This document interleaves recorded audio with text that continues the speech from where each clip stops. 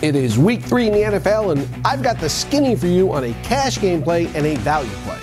Let's get into it now. I'm Mike Cardano with RotoExperts in the Fantasy Sports Network, and this is your Daily Fantasy Minute. Now, normally, I wouldn't have to utter the words, Andrew Luck is a good play in daily fantasy this week, but Luck and the Colts passing attack is off to an inauspicious start after the first 2 weeks.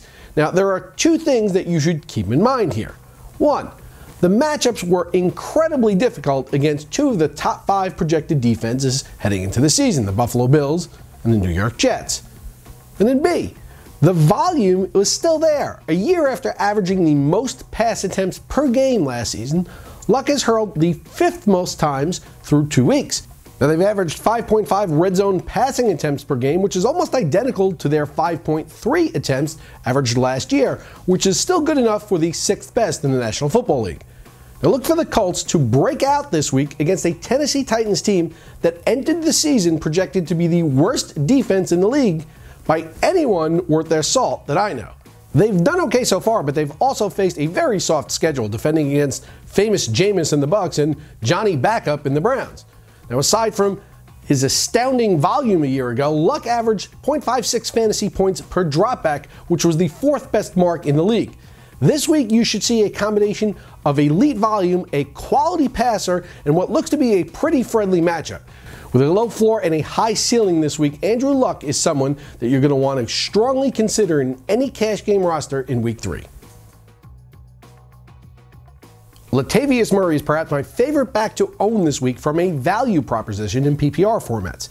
He's been heavily utilized so far for the Raiders on 76% of carries, 11% of targets, and 20% of red zone opportunities, allowing him to quietly hit at least 15 PPR points each of his first 2 weeks. Now, while the Raiders' lack of commitment to the run is concerning, it's tough to envision them running any less than the 17 total rushes and 1 red zone rush per game that they've been averaging, especially given the matchup. They are 3.5-point underdogs on the road against Cleveland, but the Browns' lack of upside on offense means this game should remain in the balance well into the 4th quarter. Look for the Raiders to be a bit more balanced offensively as a result. Now, the Browns have Pro Football Focus's 27th ranked run defense grade through 2 games and were 31st against the run last season. Another reason Oakland should stick to the ground game a bit more. Either way, expect Murray to be on the field as he's played the 11th most snaps of any running back in the league.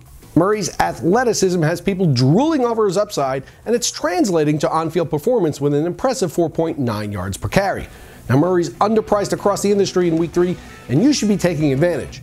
For more facts, tips, and tidbits on this week's NFL and college football DFS action, head on over to dailyrotos.com or keep it right here on the Fantasy Sports Network.